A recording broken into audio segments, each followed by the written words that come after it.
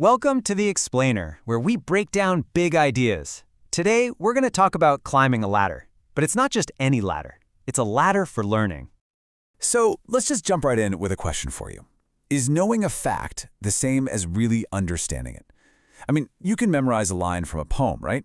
But is that the same thing as knowing what it means? It's that gap, that difference between just knowing something and truly getting it. That's what we're diving into. And to help us figure that out, we're going to lean on this really powerful framework called Bloom's Taxonomy. You can think of it as a map, basically. It lays out the whole landscape of learning, from the super simple stuff all the way to the most complex.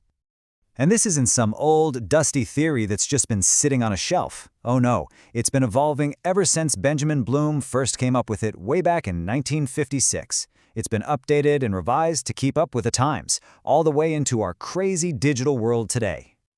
What's so brilliant is that right from the start, Bloom's team knew that learning isn't just about what's going on in your head. It's way bigger than that. It's this whole process that involves three different parts. You've got the cognitive, which is all about thinking.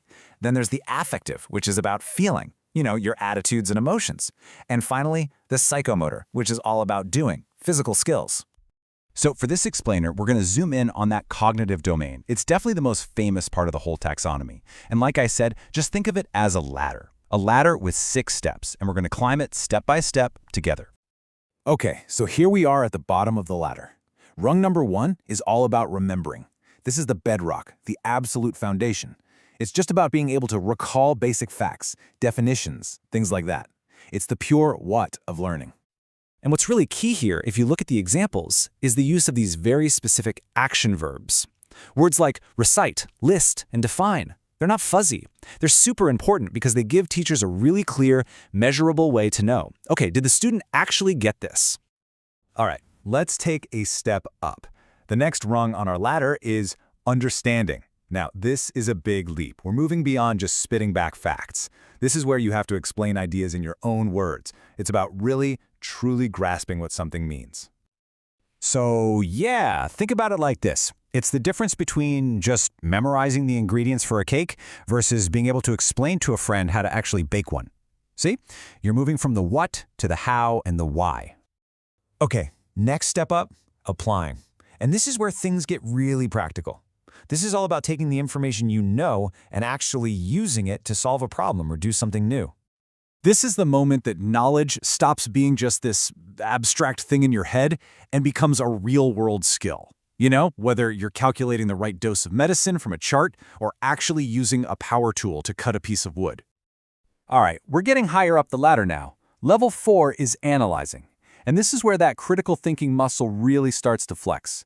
It's all about breaking information down, deconstructing it into all its little pieces to see how they connect and relate to one another.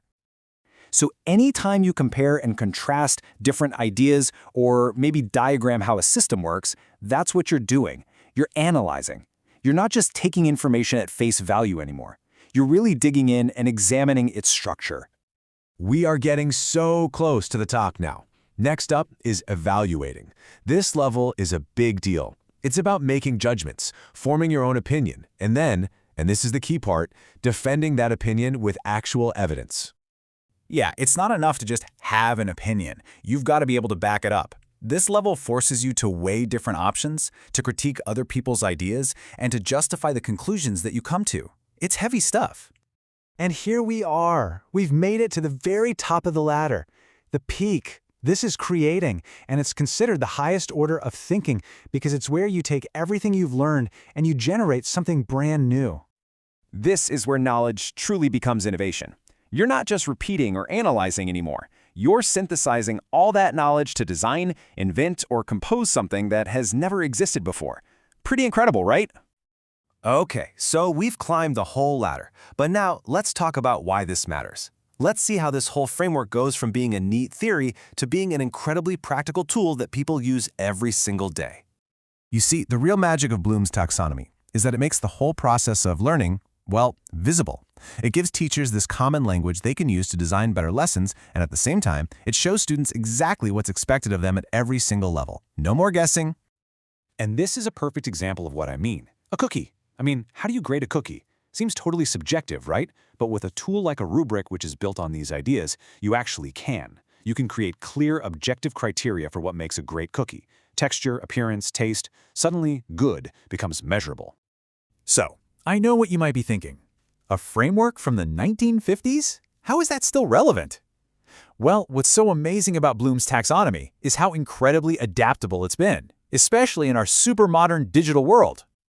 Get this. Back in 2008, an educator named Andrew Churches gave it a 21st century update. All of a sudden, remembering wasn't just about recalling facts from a book, it was about Googling. Applying could mean sharing something you found. And creating, well, that could be programming, filming, or broadcasting your own stuff online. And today's tech takes that idea and just runs with it. There are e-learning platforms now that can literally track and visualize which thinking skills a student is using, like in real time. It can show you, hey, you're really strong at applying things, but maybe we should work on analyzing a bit more. It's amazing. So, at the end of the day, Bloom's taxonomy isn't just a tool for teachers. It's a guide for any of us who want to be better learners. It's a map that shows us the path from just knowing things to being able to create something new. It encourages us to keep climbing. So, the only question left is, what level of learning are you going to reach for today?